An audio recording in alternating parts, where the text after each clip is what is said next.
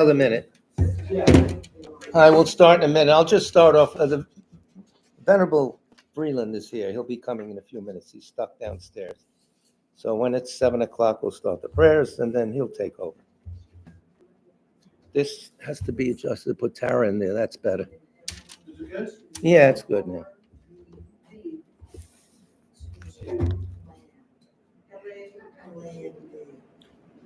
I think he's coming now. Yeah. Yes. Good. He's here. 3, 2, 1.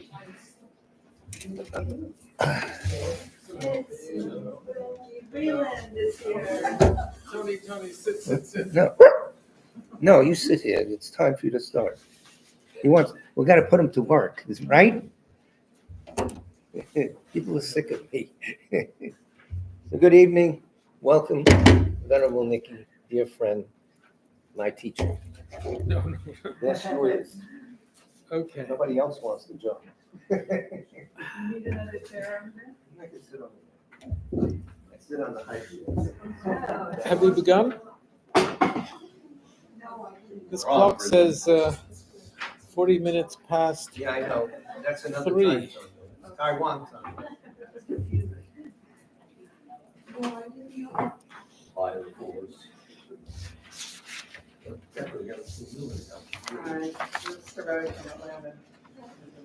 So, hello. We shall begin with a prayer for the spreading of the teachings throughout the length and breadth of the West by Yongzin Rinpoche. Blessings of the non-fallacious three precious gems, and of the truth of our pure selfless wishes. May the precious Buddhist teachings flourish and spread To the expanse of all areas throughout the length and breadth of the West. for all the people living there, together with their near ones, who have engaged in the teachings and have faith and respect for them, may all conditions adverse to their practice of the pure Dhamma be dispelled, and an excellent collection of favorable conditions increase like the vaccine. And especially For those who work on methods to accomplish the flourishing and spreading of the victorious one's teachings, which are the source of benefit and happiness, may they never be oppressed by masses of interference and adverse conditions. And may this spontaneously happen just as we. Thus have I heard once. The Blessed One was dwelling in that, together with a big gathering of great monks and great bodhisattvas. At that time, the Blessed One entered the Samadhi, which examines the dharmas, called profound illumination. At the same time, noble Avalokiteshvara, the Bodhisattva Mahasattva, looking at the profound practice of transcendent knowledge, saw the 5 skandhas in natural emptiness. Then, through the inspiration of the Buddha, Venerable Shariputra said to Avalokiteshvara, "How should those noble ones learn who wish to follow the profound practice of transcendent knowledge?" And Avalokiteshvara answered, "Venerable Shariputra, whoever wishes to follow the profound practice of transcendent knowledge should look at it like this, seeing the 5 skandhas and their natural emptiness. Form is empty, emptiness itself is form. Emptiness is not separate from form. Form is not separate from emptiness. In the same way, feeling, discriminating awareness, compositional factors in consciousness are empty. Thus, all the dharmas are empty and have no characteristics. They are unborn and unceasing. They are not impure or pure. They neither decrease nor increase. Therefore, since there is emptiness, there is no form, no feeling, no discriminating awareness, no compositional factors, no consciousness, no eye, no ear, no nose, no tongue, no body, no mind, no appearance, no sound, no smell, no taste, no sensation, no objects of mind, no quality of sight, no quality of hearing, no quality of smelling, no quality of tasting, no quality of sensing, no quality of thought, no quality of mind consciousness, There are no nidanas from ignorance to old age and death, nor their wearing out. There is no suffering, no cause of suffering, no ending of suffering, and no path. No wisdom, no attainment, no non-attainment. Therefore, since there is no attainment, the Bodhisattvas abide by means of transcendent knowledge. And since there is no obscurity of mind, they have no fear. They transcend falsity and pass beyond the bounds of sorrow. All the Bodhisattvas who dwell in the past, present, and future by means of transcendent knowledge, fully and clearly awaken to unsurpassed, true, complete enlightenment.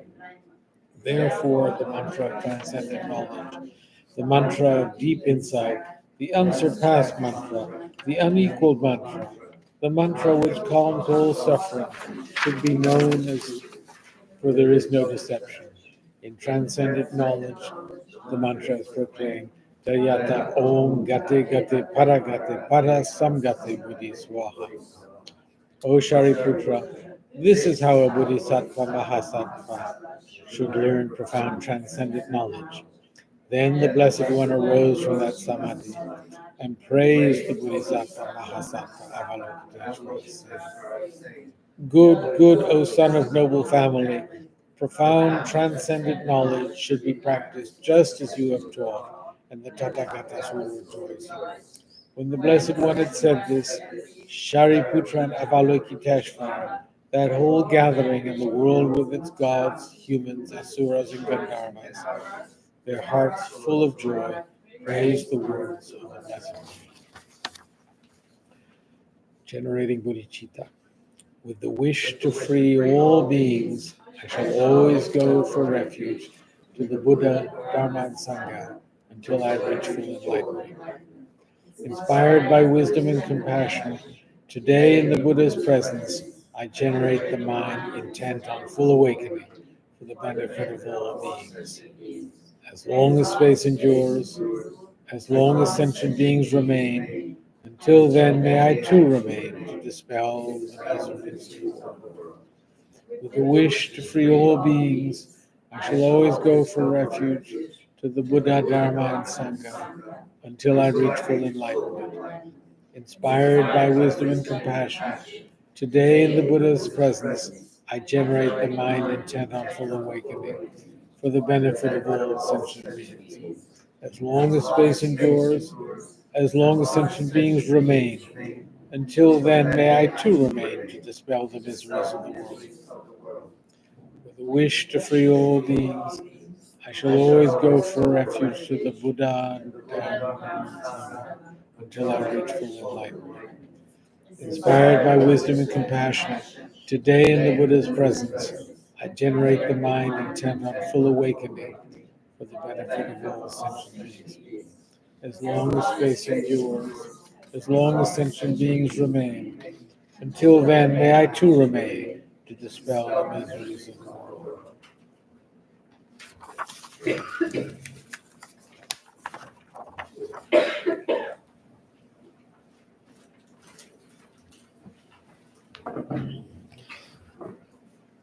So,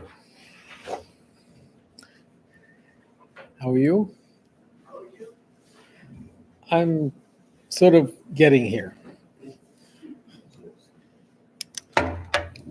Tony can fill in. What am I?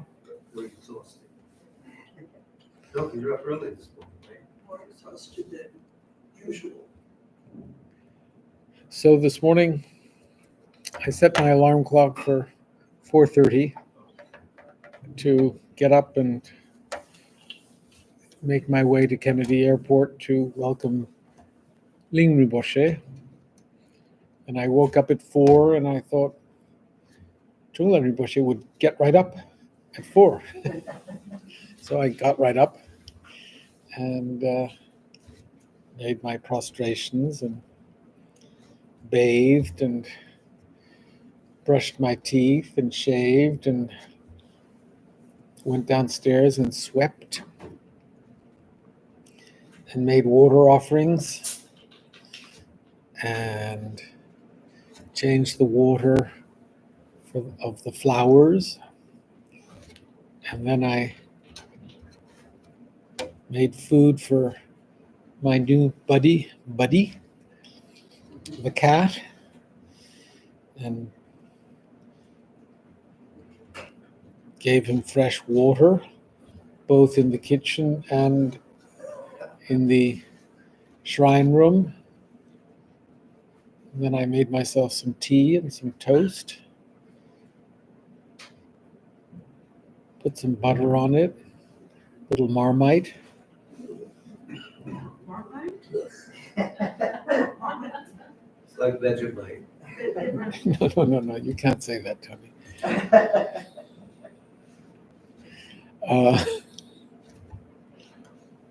It's sort of like, My father ate stuff like that. The yeast is very healthy food. Not a B vitamin.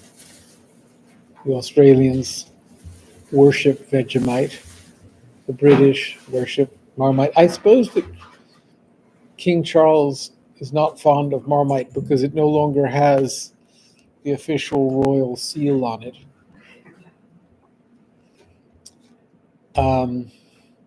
And then I called an Uber, and this Tesla arrived. Very exciting. And we whispered out. And I tried to speak to the guy, and he said, "I'm so sorry, I don't speak English." He was from the Dominican Republic. And so I practiced my Spanish, which is very poor, but we had a good conversation. And we arrived at Kennedy Airport, going through the, what is it called? The tunnel, not the Lincoln Tunnel, and then through the city, and then we drove through 36th Street, and we passed Chimney Rinpoche's home. It was wonderful. Yeah. Oh, That's the direct route. It's faster. And arrived at Kennedy Airport, and I said to this guy, you should learn English. And he said, sí, es la verdad. And he was very nice.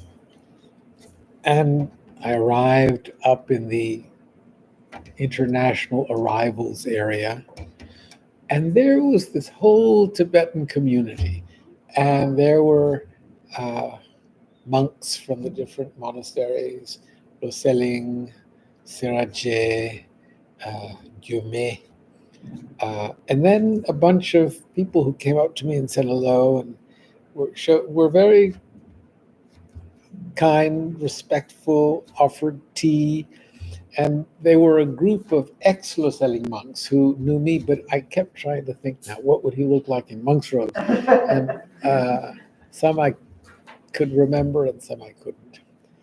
And then this young man came up to me, and it was Ling Rinpoche's brother, whom I've known for many, many years, and who lived in Mungod. And we went and had tea together. And he had been, the Tibetan settlement where Ratu Monastery is located is called Dogerling Settlement. And it's next to an Indian town called Mungod. And there is the son of one of the settlement, he's called the representative of His Holiness the Dalai Lama, and he's the person who runs the settlement. He is the settlement officer.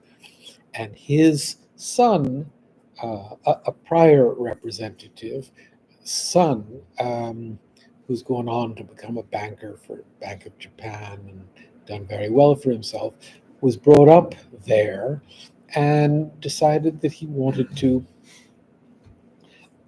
help the settlement in some way. and he established something called Reimagining Dogurling Settlement. And he wishes to bring modern conveniences, and he wishes to make it a place that tourists would come to, Indian tourists particularly. He's really intent on putting it on the map. And the person whom he appointed to run things there and keep this whole project going is the brother of Ling Rinpoche. And so I got to know him when he was doing that. And, from when I first went to live in the settlement in February of 1985,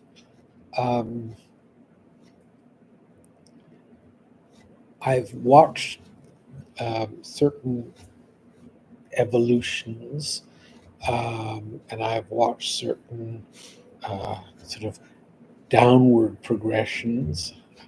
I suppose that's also a negative evolution, I suppose. When I arrived, we didn't really have running water. I mean, each building had pipes, but there wasn't much water to put into the pipes. And there was an elder monk from Drepung, and he was from the Drepung Lachi. The Drepung Lachi is the Drepung Loseling and Gumang together organization.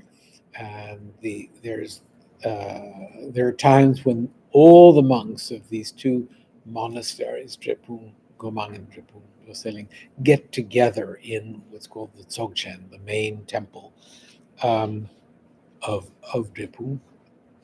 And there are certain administrators or officers who run that particular establishment. That particular establishment is in a very precarious situation because Drepung Loseling is a very powerful monastery, and the administrators of Drepung Loseling have their own sort of power.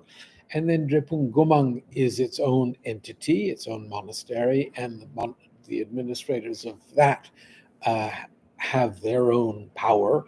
And the whole idea of some kind of organization that runs the union of the two is a little bit weak. Anyway, one of the two pumps was owned by the Drepung Lachi, and water pumps and wells. So there was a well with a pump, and one administrator from the Drepung Lachi, whose job it was to switch on the pump and to send water to different houses belonging to either Gomang or Loseling, the two monasteries. So he was a very powerful person. And he had worked out, depending on how many monks belonged to each of the buildings, he had worked out how long the pump would go on, be switched on to provide each house with the amount of water that they needed. And you didn't go against him. He ruled. I remember one friend of mine who was building a house and who desperately needed water to dampen the cement that had just been poured. And he surreptitiously went and changed this water process. He turned on the water for his building and turned off the water for wherever the senior monk had headed it. He got into a lot of trouble. You don't do that. So I don't quite remember why I was telling. Oh, yes, water. So when I first arrived, this was how water was distributed. It was all under this one monk. And he was, as I say, very powerful because he was fair. He was correct. he couldn't quite accept, he couldn't quite, things such as the fact that you had a new cement ceiling that had to be cured so that it would have the sort of integrity necessary to not crumble. That was beyond his scope. Uh, and so one suffered, and the building suffered, and but he kept this system going for many years, um, and slowly but steadily, people, a particular house. Now, a house in a monastery is called a kamsen, and a kamsen is a house within a monastery to which monks go from a particular part of Tibet, or Mongolia, or Ladakh, or Arunachal Pradesh, so that any monk who enters Drepung Loseling becomes a member of a particular house based on where he's come from. So each house has its own sort of cultural traditions. And some of the houses are much bigger, some are smaller, some have one or two or three incarnate lamas, some may not have any, and some may have ex-monks who have come abroad or monks who have come to the West, hello, and some may not. And so each kamsen, the wealth of a kamsen varies. So you'll have one kamsen that has members who are abroad, or ex-monks who are abroad who send money. And so eventually, some of the kamsens were able to dig their own bore wells and have their own water and no longer be dependent on the Drepung Lachi pump. And so we went from one pump to many pumps. And, you know, I don't know if it's a law, but the rule is that you do not put a bore well in within, you don't put a second bore well within a diameter of something like 250 meters. However, there would be a wall between two kamsens, and there would be a bore well here and a bore well here. And it was sort of like, two people sucking out of two straws in the same milkshake. And the amount of milkshake diminished rapidly. And we watched the water diminish. And it was pretty scary because the bore wells would suddenly dry up. And what do you do when you no longer have water? The old monk who was in charge of the distribution of water from that one bore well, that bore well dried up very soon. And I watched this. And when Ratu bought land and established itself a little bit separate from the rest of the Drepung campus, I tried to keep our bore wells quite separate from each other, so that we weren't taking from the same area or whatever. Anyway, even so, I would be told that this particular pump was pumping less and less water, and could we put another bore well in? And I'd say, where do you want to put it? And they'd say, well, right next door. And I'd say, but it doesn't work that way. You have to find a new place altogether. And I remember once they found a dowser who came, and he used a... It's very old school. Well, they have these more technologically, I don't know if they're efficient, but technologically showy ways of determining whether there's water. They have a little thing with a gauge on it. He's not using a stick. But no. The companies that come and dig the bore wells have those machines. However, I don't trust those machines. I don't really think they know anything. The dowser came along, and he had a like a wire hanger, and it was like this, and so you have the hanger going like that, and he was holding it like this, and as he approached the place that he thought had water, this thing was going crazy, and he was losing control over it, and he suddenly fell on the ground, and he said, "Yes, there's good water here." There wasn't, but it was quite a show, and and, and I remember looking. I've actually attended a dowsing convention someplace in Virginia, and you have all these people with their pendulums and their dowsing rods and all these, and they're all sort of discussing their psychic techniques. It's mad but interesting. And this guy, I'd never seen the theatrics shown by this guy. And as I say, sadly, it didn't really bear out.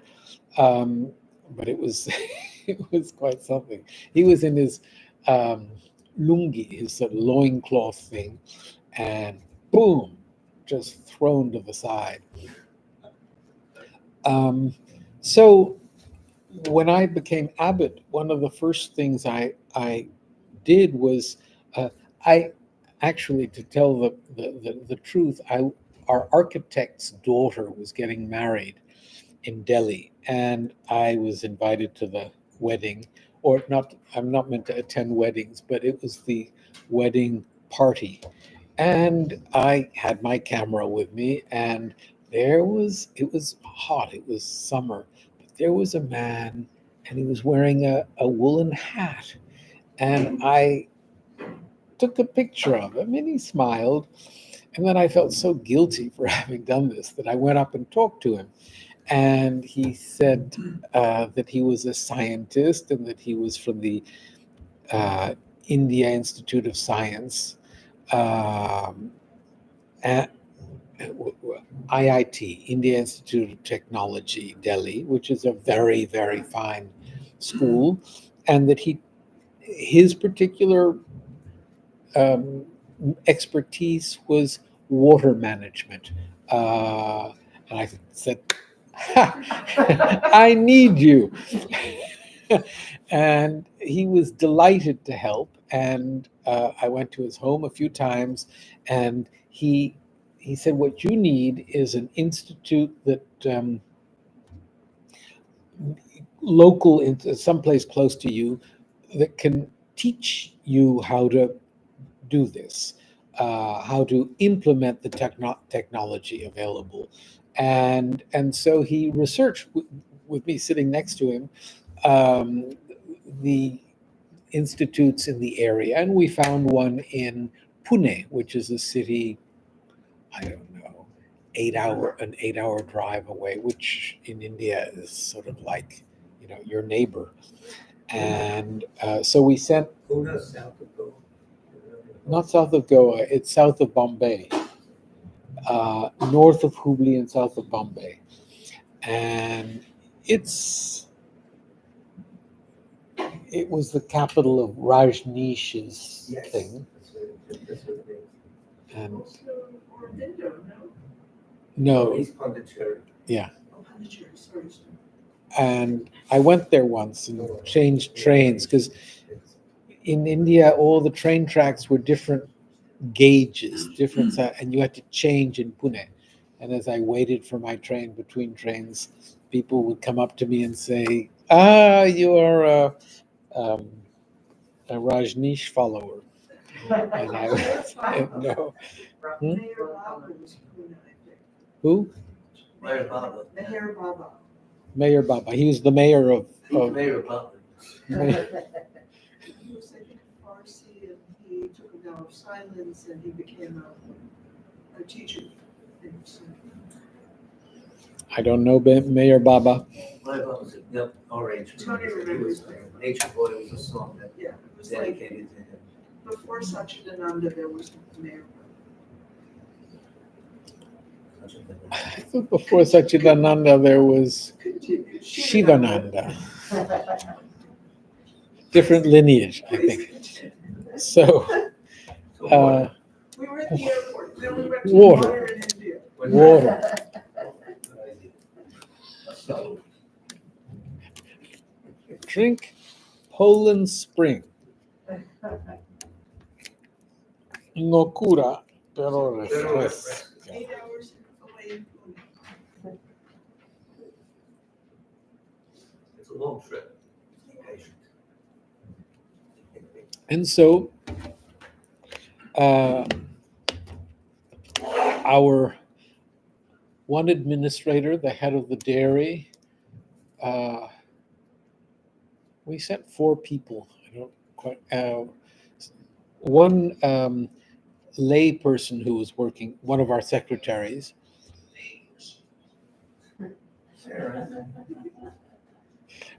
I'm right here. And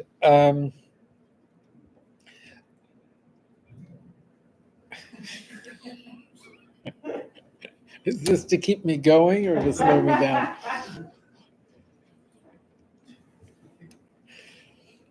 There's an echo chamber in the room.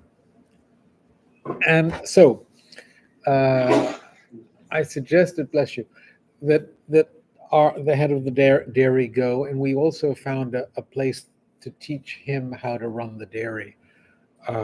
He was convinced he knew how to run a dairy, but the thing about cows, buffalo, is that you get out of them what you put into them, and it's a zero-sum thing. And so they all went off to Pune, and they came back delighted. They had learned something new. And the 2 people who were most excited were the secretary, the lay secretary who worked for us, called Tenzin, and the head of the dairy, Tashi Tsering. Tashi Tsering discovered that there were all these vitamins and actually nourishing things that could be given to the cows, and they would produce more milk. And but these things were expensive. And he said, they said that we should give them 6 these paddies that have the nourishment, the vitamins, whatever they need. And the administrators said to me, well, if they said 6, why don't we just give them 3? I said, no, why don't we give them 6? Let's actually try doing it the way that we were told to. And so I had the clout in those days to actually have them give 6, and 6 were given. And suddenly our cows were producing so much milk that we were given milk, we were given yogurt, we were given all sorts of things that we hadn't gotten before. And these cows were just happily produced. I don't think they were given hormones. They were given, good stuff, because it was an organic thing. But as I may have told you in the past, I discovered one of the monks told me that they got yogurt every day at some point, and I never got yogurt. And I'm very fond of yogurt. And I said, well, what's the matter? It must be very heavy because it doesn't quite get up to the 2nd floor. And they were all really embarrassed, and they started sending me yogurt, and still they said, so are you getting the yogurt? And I said, no.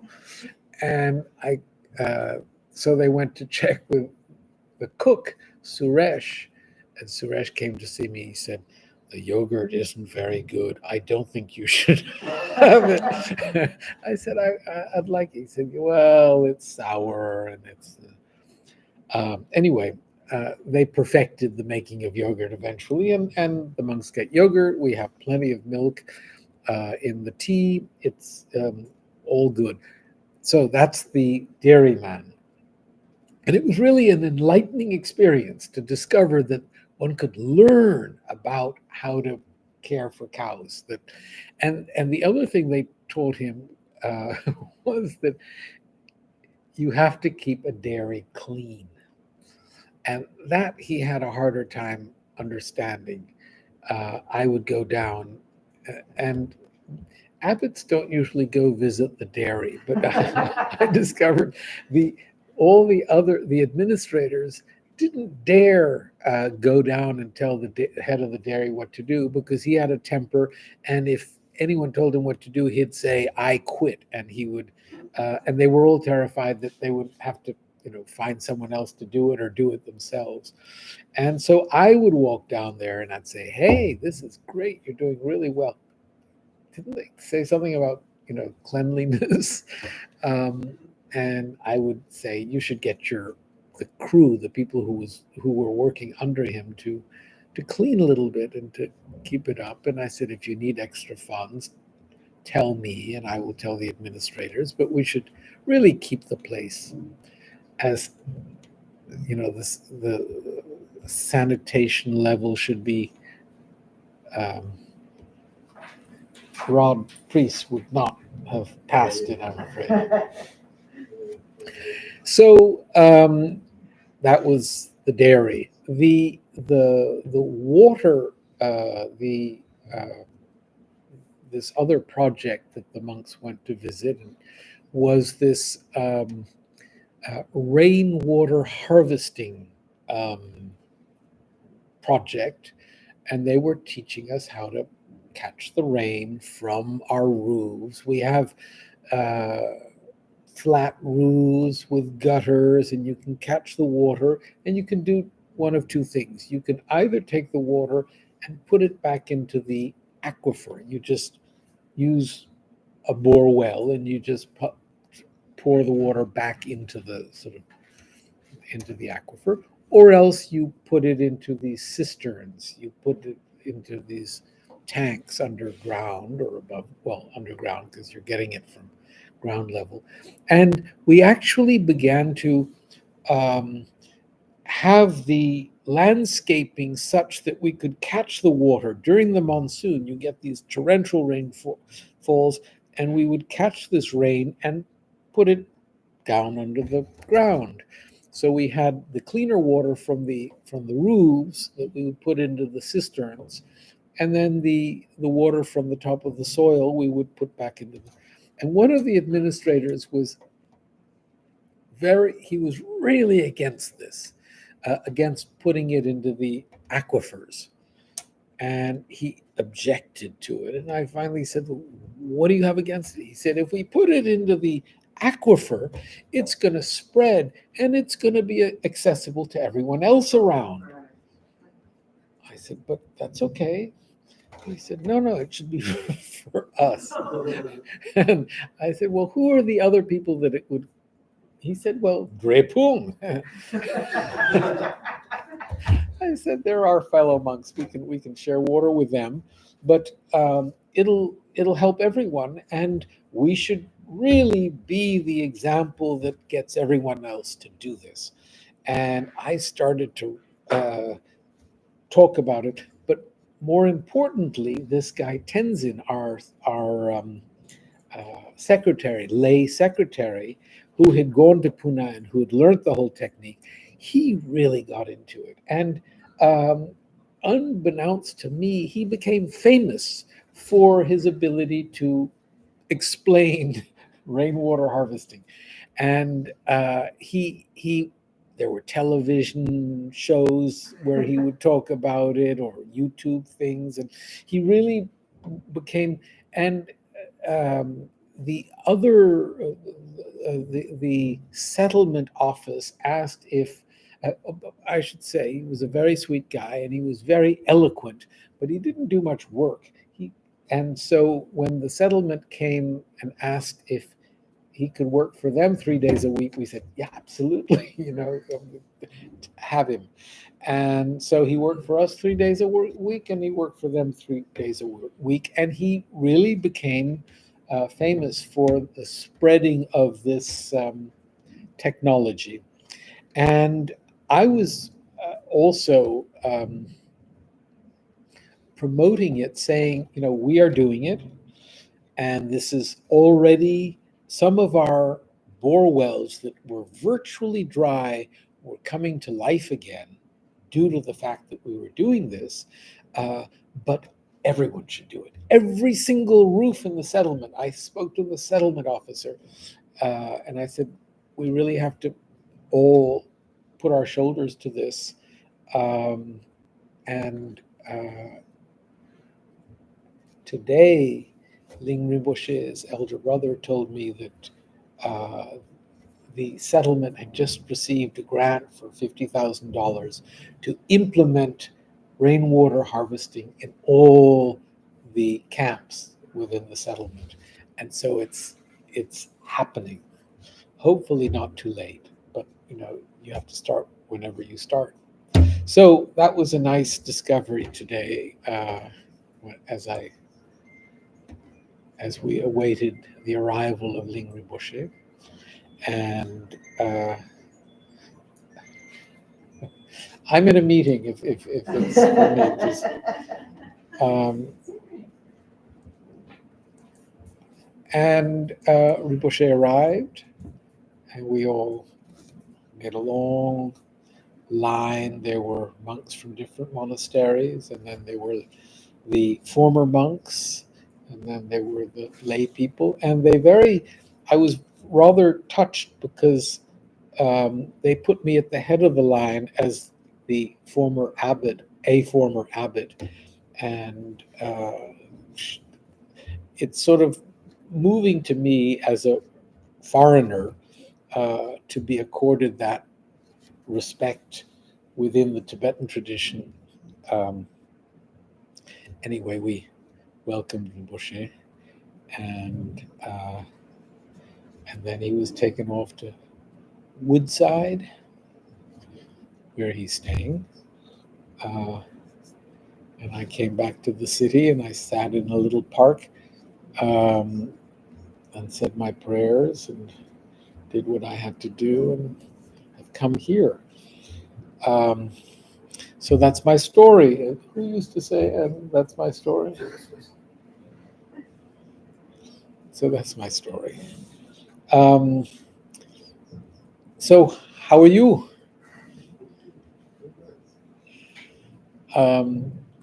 I've arrived from Taiwan, and I'm on my way to the airport in Taiwan. I was with two other people in the car, and our phones went wah, wah, wah, wah. And then the car started to shake, and the road started to shake, and it was really impressive. And the person driving was saying, "That's not me. That's not me. It's."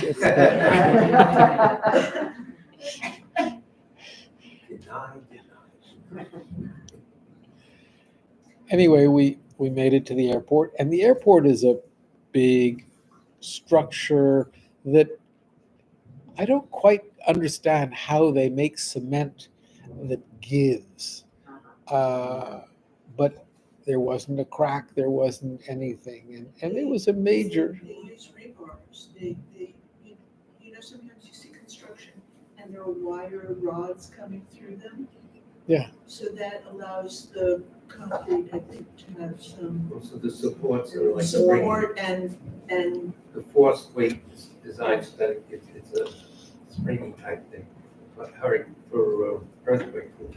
So What's the NHK world? all of our construction in the south of India, which I have witnessed very closely over the years, has reinforced concrete. In other words, those rods of steel or metal or whatever, and they're put up, and then you pour the concrete in, and the concrete, and then for a ceiling, you put a grid pattern of bars, and then you pour the concrete.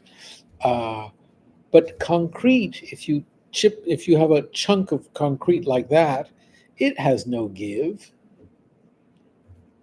But it transfers the force down to something that has like.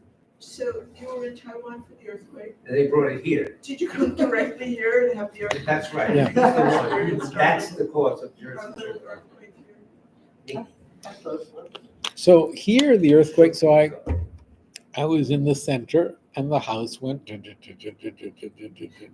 like that, and it was very impressive. It was.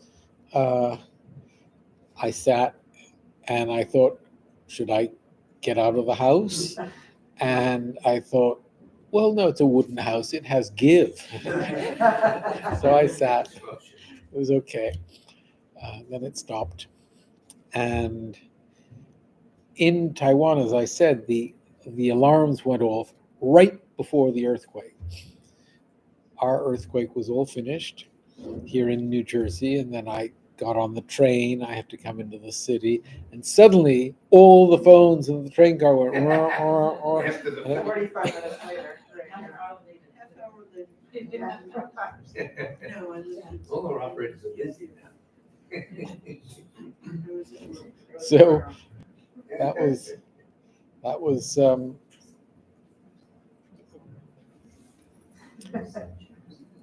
so I had been in Taiwan for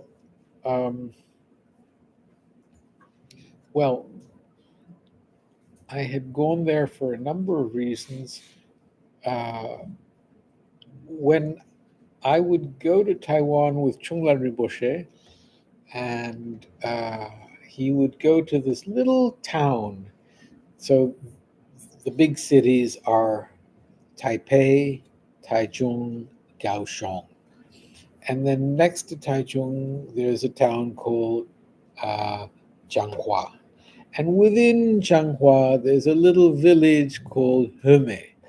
And we would go to Heme and stay in a friend's house. And Rinpoche stayed there to recuperate, to rest, whatever. And whenever he would be there, I would walk around the little town of Heme, and I really must admit I found it quite ugly. And but I was determined to make photographs, and I would walk around, and I began to find these little tableaus of a potted plant in front of a sort of metal screen, and it became so exciting to me that as soon as Rinpoche would say, "Well, I think I'll rest now," I'd say, "Oh, okay," and I'd rush out to photograph. And I found that Heme was becoming more and more beautiful, and it was this extraordinary transformation. And so, a few years ago, before COVID, I was asked if I would do a photographic show in a little tea house in Taipei. And I said, I'd love to, and I'd love to do it with pictures of that I've done in Taiwan. And they said that would be very nice. And I came a year later, which is 4 years ago, with a set of prints, work prints, to just discuss the show and to figure out the sizes they wanted. So I made a few sizes, and they were the photographs of Heme. And they looked at them, and they were clearly really uncomfortable. And they said, well, okay, we won't sell them, but we'll exhibit them. I said, fine. I'm not doing it to sell. And they were saying to me, no one would buy these. They're they're hideous. They're not very nice pictures. And but there was a woman who said, I want this one. And they looked at her as if, you do? And she said, yes, I'd like it big. And they were sort of surprised. And then COVID hit, and we had to cancel the show. And then when I went back to visit them a year ago, they said, so we've been showing your pictures, and people like them and would like to do the show. And there's a Hong Kong monk, Chinese Hong Kong monk, who's a photographer, was a photographer before becoming a monk, and we would love to do something with the two of you together. I said, okay. And anyway, he became busy, so we couldn't do it. But the show came together this year. I had the prints made in New Delhi, and I really worked at making good prints. And they the prints sort of reflected what I had seen when I saw them. Gosh, we're baking in here. I sort of feel like a frog. Is it getting hot in here? You, so Things shifts on and off. Yeah. okay. Don't worry, a few minutes will be freezing. So well, today was pretty hot. Anyway, the exhibition decided to the people, the tea place decided to have me give some talks on photography and Buddhism. The nice thing about photography and Buddhism is that the word for Buddha in Chinese is photo. That's convenient. You know, and my pronunciation must be so wrong because to me it's perfect. You know. Anyway, the part of Buddhism that I really feel this experience touches is that beauty is in the eye of the beholder, and that there is no inherent beauty in something. And this became so clear in the process of picture taking and in the process of any kind of appreciation for the pictures. And suddenly the show became quite a hit. People were talking about there's a sort of aesthetic concept which the creative people may know about called wabi sabi. Do you know about wabi sabi? Yes. Yeah. Yes, I've heard of it. So it's More, more something is, we find the beauty in that, the decay or whatever, the transitioning into the permanence. exactly. And this whole exhibition had a wabi sabi quality to it. And suddenly the theme, the whole, let's say, leitmotif was wabi sabi. And people really got into this idea of working towards finding a certain harmony between the elements of whatever is before you. And as I say, I feel that this is only possible due to the fact that phenomena lack any inherent existence. If they existed in a certain way, then one could not attribute either ugliness or have their ugly quality become beautiful or vice versa. They would be stuck in a certain way. And it was so clear that there was an evolution and that there was a change, and it wasn't a change in the phenomenon itself, it was a change in our perception of it. And it was a change that was real. It suddenly, I mean, people started paying money for the photographs. Imagine. So that was one of the things that I did there. And then there's a man who used to organize teachings for Chungla Rinpoche, retreats in Hong Kong and as well as in Taiwan.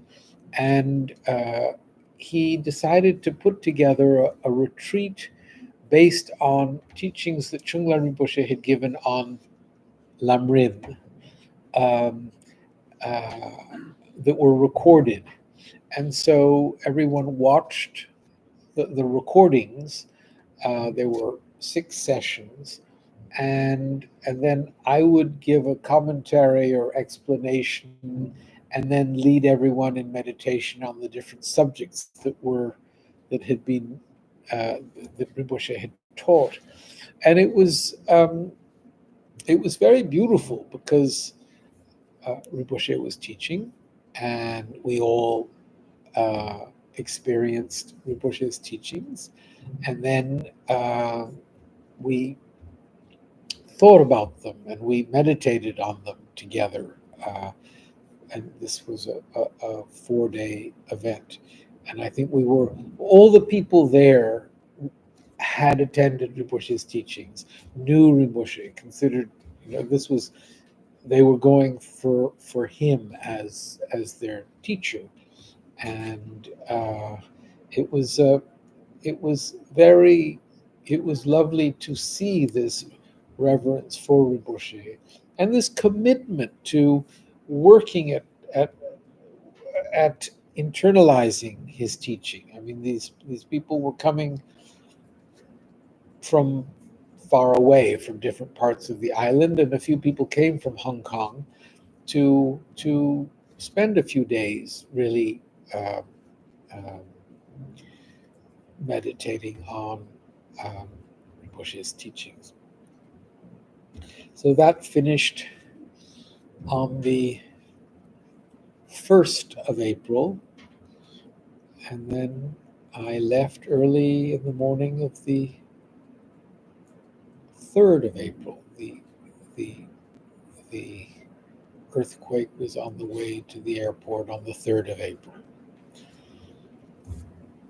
And I'm here, and I am happy to say that we have invited Ling Rinpoche to teach in New Jersey.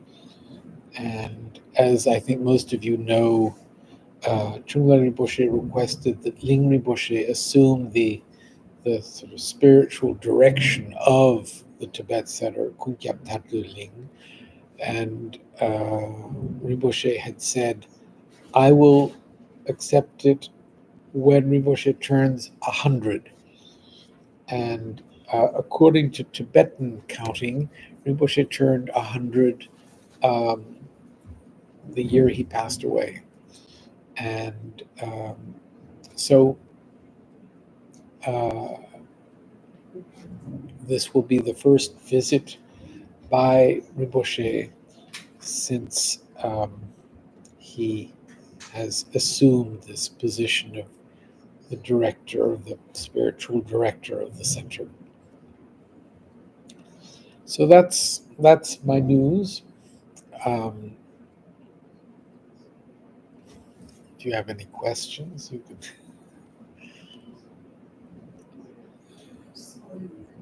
Whole Foods. Sorry? I saw you at Whole Foods. I saw a monk, and I didn't know if it was you. I didn't know you were coming. Well, I was late because there was such a long. All I had was water, and my lips are in pain, and but I had to wait and wait and wait, and I needed a deli.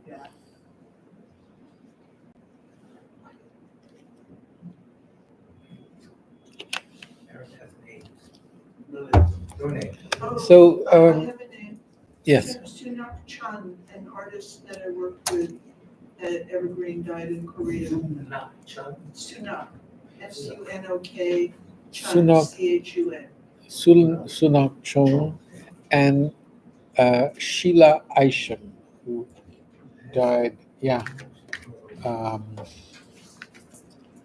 yesterday. No, this morning, early this morning. Victoria's grandmother. Mm-hmm.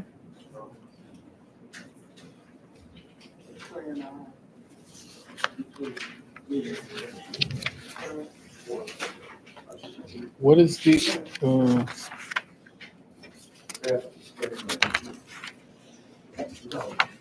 prayer?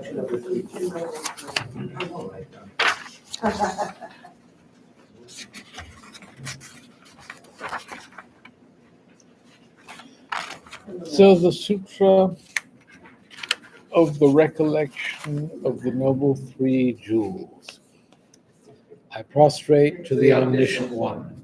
Thus the Buddha, Bhagavat, Tathagata, Arhat, Samyak Sambuddha, the learned and virtuous one, the Sugata, the knower of the world, the charioteer and tamer of beings, the unsurpassable one, the teacher of devas and humans, is the Buddha Bhagavat. The Tathagata is in accord with all merit. He does not waste the roots of virtue. He is completely ornamented with all patience. He is the basis of the treasures of merit. He is adorned with the minor marks. He blossoms with the flowers of the major marks.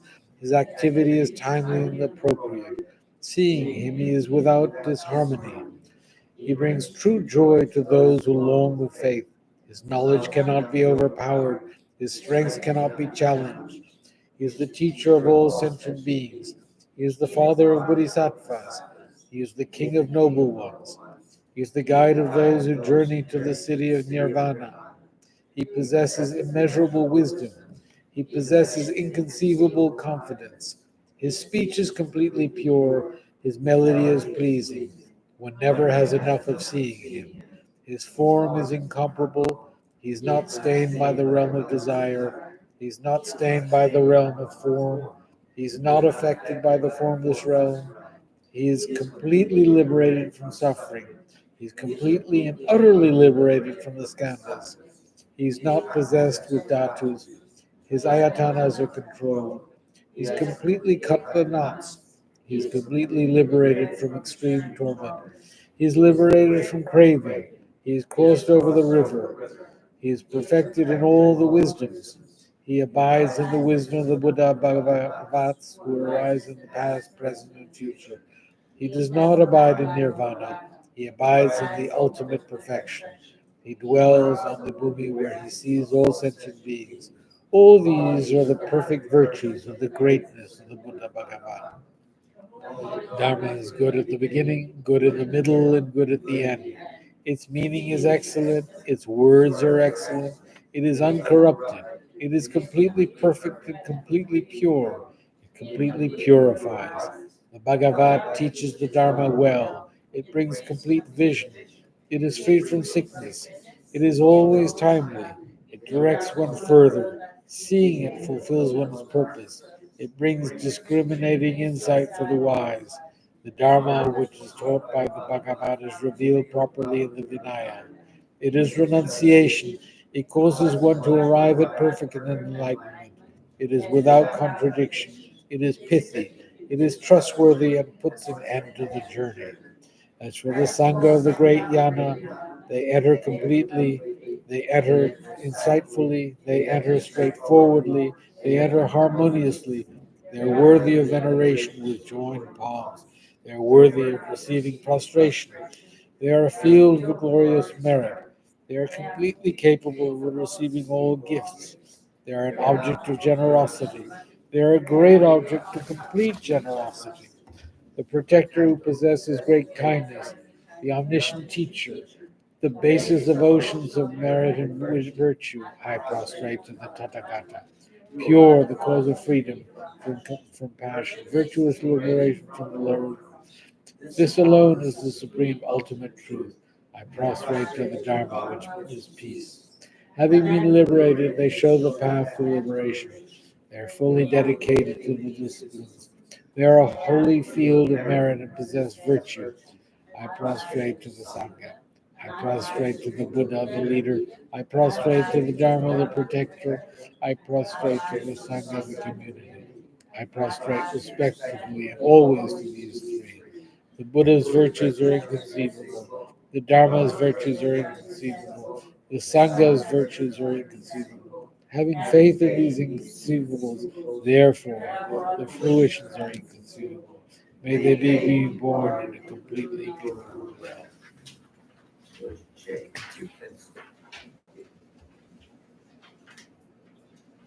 This exhibit was like showing the dog and a bicycle in the doorway.